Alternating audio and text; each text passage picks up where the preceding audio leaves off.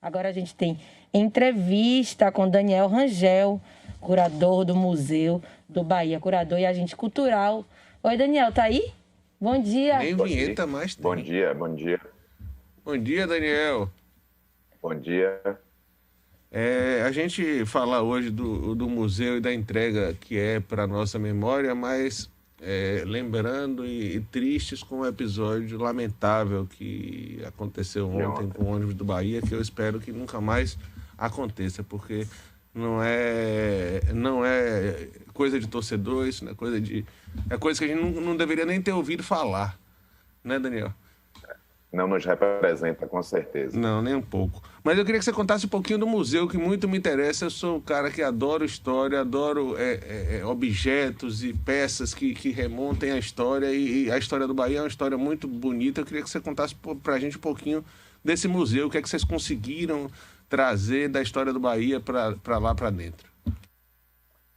Bom, o Museu do Bahia, eu acho que é a realização de um sonho, né? De muitos anos. Então, só nesse processo que a gente está na concepção desse museu já tem mais de 3 anos, desde que a gente começou a pensar em criar esse espaço para salvaguardar o legado material e imaterial do Bahia. E foi feito um trabalho muito minucioso pelo clube. Eles contrataram o jornalista Luiz Teles, que coordenou toda a parte de pesquisa desse conteúdo, enfim, refez todos os números de gols, de assistências. A gente realmente fez um trabalho muito minucioso nessas informações que tangem o clube, a história do clube, sua relação com outros times, com os jogadores, e também com o processo de democracia, que eu acho que é fundamental para o surgimento desse museu, né? Acho que o museu parte justamente da vontade do torcedor, uma vez que todos que estão envolvidos praticamente são torcedores. E com isso, eu acho que o museu ele tem uma particularidade, que ele foi feito com muito amor, né? E apesar de a gente ter feito ele, digamos, num ritmo no meio da pandemia, então não foi num ritmo normal de produção, a gente precisou interromper várias vezes o processo, que a gente estava em montagem, a pandemia piorava e a gente não conseguia avançar. Mas hoje o museu realmente ele consegue reunir objetos, a memória do clube, a gente conseguiu realmente... E o museu ele não é só sobre o Bahia, é sobre a Bahia também. Então a gente conta um pouco a história da Bahia, utilizando o Bahia como pano de fundo, ou a gente conta a história do Bahia utilizando a Bahia como pano de fundo. Então a gente faz esse diálogo realmente o tempo inteiro entre a cultura baiana e o Bahia, né? Daniel, mate um pouquinho minha curiosidade. Me conte um pouco desses objetos que tem lá. James Martins, que fez inclusive a live, participou da live aí do museu, me contou que tinha uma bala, tinha um papel de bala do Bahia. Eu nunca soube que tinha bala do Bahia. Conte um pouquinho dessas curiosidades pra gente. É muito interessante, realmente. Bom, a gente tem... Primeiro foi feito um trabalho de recuperação dos troféus. Importante ressaltar que o museu foi feito praticamente com verba da própria torcida. Aconteceram algumas campanhas de crowdfunding durante a produção do museu, como as camisas, né, que teve o nome dos torcedores nas camisas que o time jogou. Teve a campanha das estrelas, teve a campanha das fotografias. Enfim, a gente teve inúmeras campanhas de crowdfunding, juntamente com outros mecanismos de promoção cultural, a gente conseguiu viabilizar o museu. Mas aí, nesse envolvimento com a torcida, surgiram muitos objetos, como você está relatando, esse papel de bala, que é uma das curiosidades que a gente encontrou. Mas você tem desde, por exemplo, a chuteira de Osni dentro do museu, a gente tem, enfim, pequenos objetos, várias memórias mesmo, medalhas diversas, os troféus que foram recuperados, ingressos de jogos, dos mais diversos jogos que você imaginar. Enfim, tudo que a gente encontrou realmente que se fazia referência ao Bahia ao longo da história, a gente tentou trazer para o espaço do museu de alguma forma.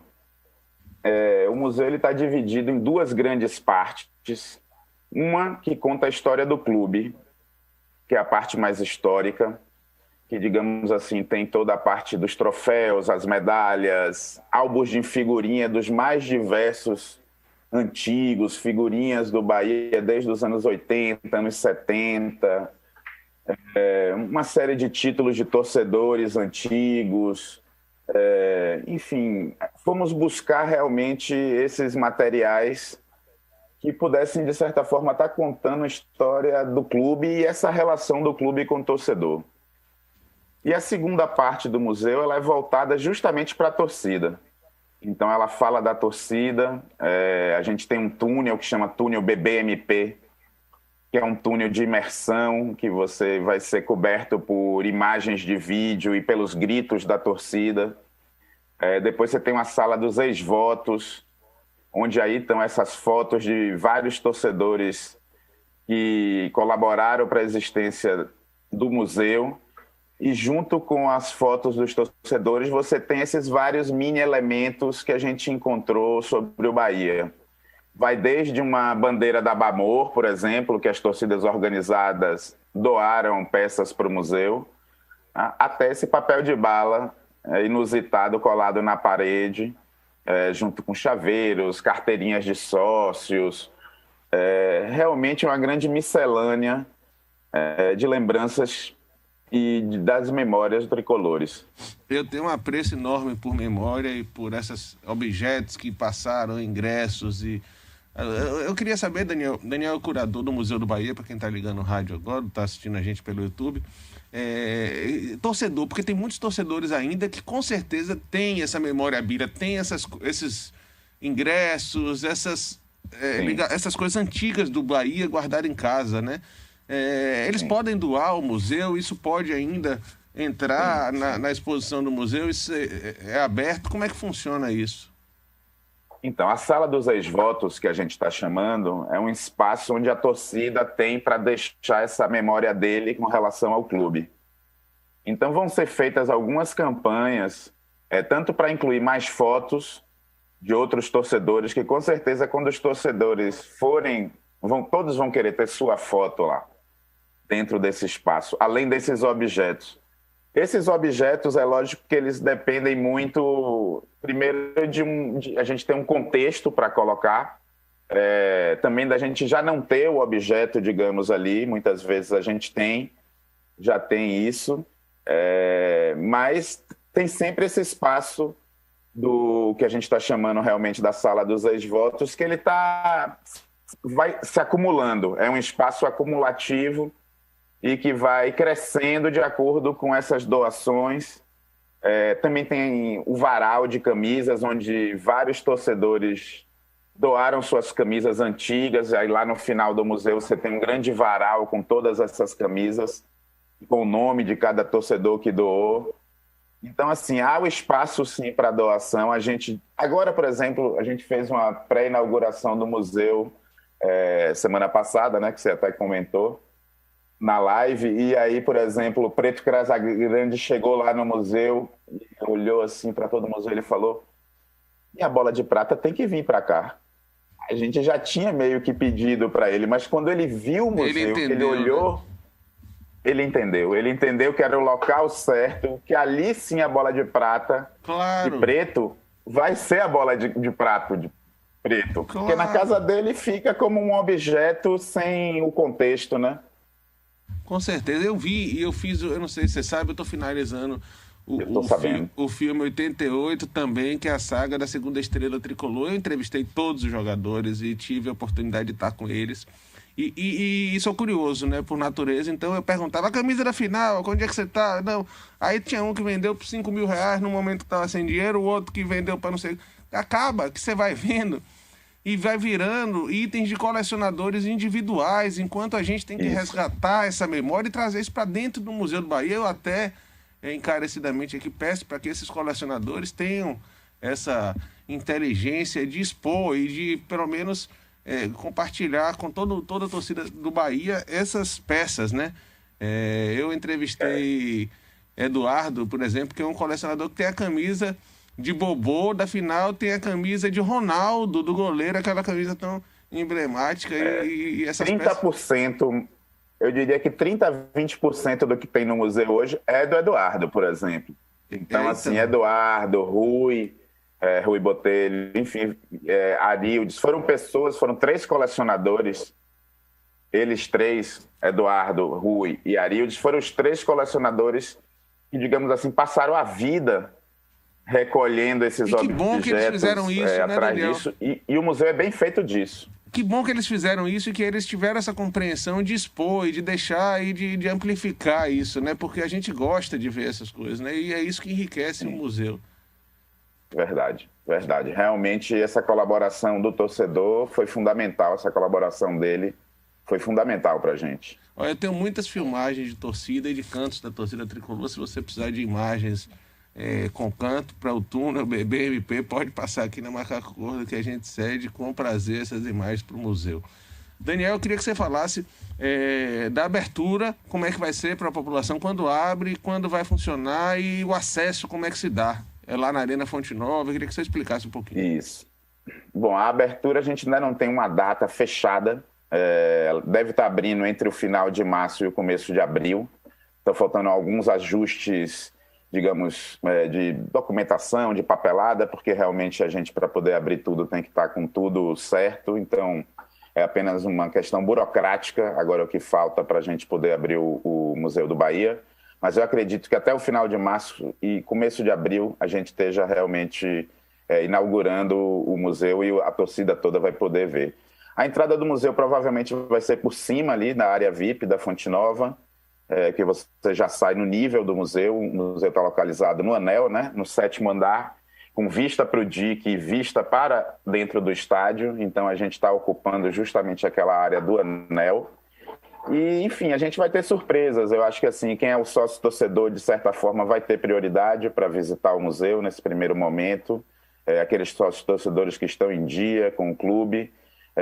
Mas, realmente, é um espaço que eu diria que é para o torcedor do Bahia, mas é para os turistas que visitarem Salvador, é também para quem gosta de futebol, independente de ser Bahia ou não. Eu acho que é um espaço que vai estar aqui...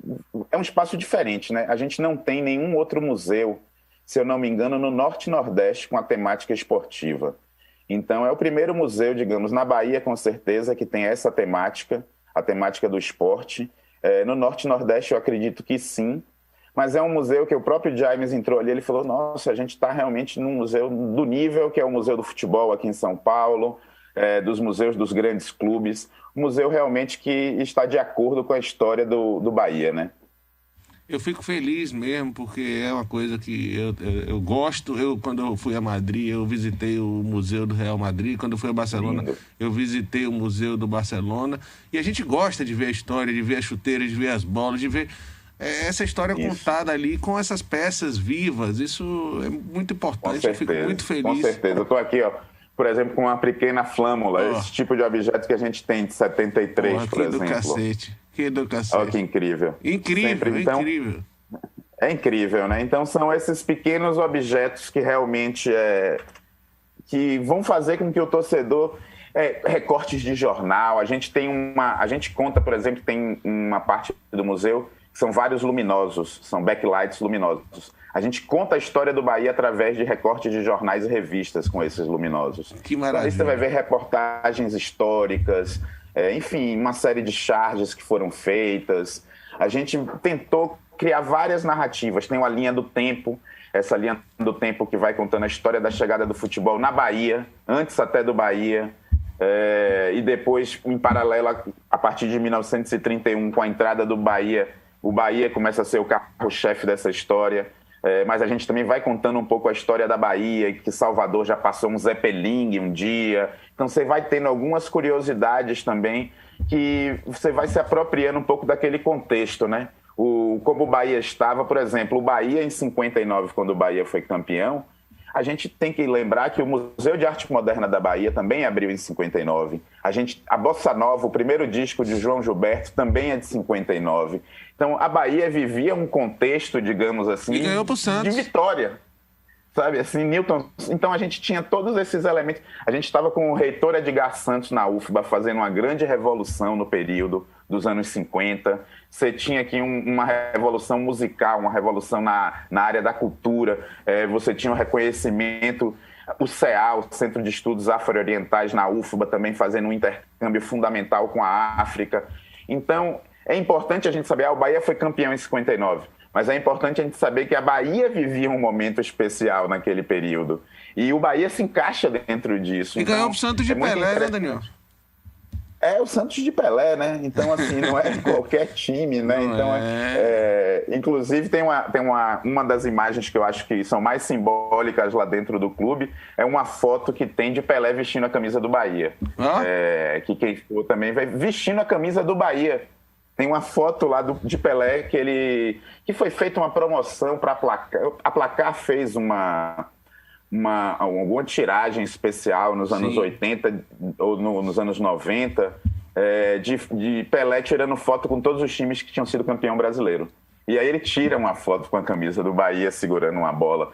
Então, são coisas icônicas que às vezes o torcedor não conhece ou viu, mas não lembra, não guardou, e que a gente tem essa oportunidade de ir no museu resgatar, né? Deixa eu só fazer a última pergunta, Daniel. O torcedor do Vitória, como eu, pode entrar no Museu do Bahia? Por favor. Pode sim, é lógico que você não vai, enfim, ficar a par de sua história ali, né? De fato, a gente não é uma menção muito forte. A gente vai fazer, com certeza, o museu ele tem espaço, por exemplo, tem um espaço para exposições temporárias e para a gente fazer palestras, eventos que a gente está chamando da Sala Multiuso Adroaldo Ribeiro da Costa, né? Em homenagem ao Adroaldo, que foi quem fez o nosso hino. Essa sala ela vai receber exposições. Uma das exposições que a gente tem pensado, por exemplo, é contar um pouco a história dos Bavis. Então, essa seria uma das exposições temporárias. Mas não nesse começo, porque nesse começo já tem muita informação para o torcedor chegar e poder absorver. Eu acredito que hoje, quem é amante mesmo do Bahia não consegue passar menos do que 1 hora lá dentro do museu. Porque são muitas informações, são muitas camadas. Enfim, você tem muitas histórias sendo contadas. O museu ele abre contando a história do processo de democracia. Logo na primeira sala que a gente tem, ela conta um pouco como se deu esse processo da democracia, porque ela foi fundamental para a criação do museu. Depois você tem a sala histórica, que conta realmente os títulos, que você tem uma vitrine especial de 59, uma outra vitrine especial de 88, a vitrine de troféus, as vitrines com esses objetos que eu disse, a linha do tempo. Tem uma sala dedicada aos jogadores, com camisas. A gente tem uma camisa oficial de 59, de um desses colecionadores, camisa de 88, dos anos 90, camisa dos anos 60, dos anos 70. Então, a mais antiga é essa de 59. E a mais nova que a gente tem é a que a gente fez essa campanha do Museu do Crowdfund há uns 2 anos atrás. Então, você vai ter todo esse universo realmente para poder explorar. E eu diria assim, o torcedor do Vitória, com certeza ele vai ver o museu, enfim, não vai ter a história do Vitória lá, mas ele vai entender um pouco também do processo da história do futebol baiano, né? E o torcedor? Todo, porque, como eu disse, a gente começa lá atrás, né? E o torcedor que consegue se desvencilhar um pouco da paixão, que se interessa por história, vai ver com riqueza, né? Porque eu, por exemplo, sou torcedor, mas eu gosto de história, independente de ser do meu time ou não. E tem uma riqueza ali que não vai se perder pela paixão. Agora, tem aqui Anderson Portela, só para encerrar, perguntando qual é o contato para fazer doação para o museu. Tomara que ele tenha uma peça aí rara.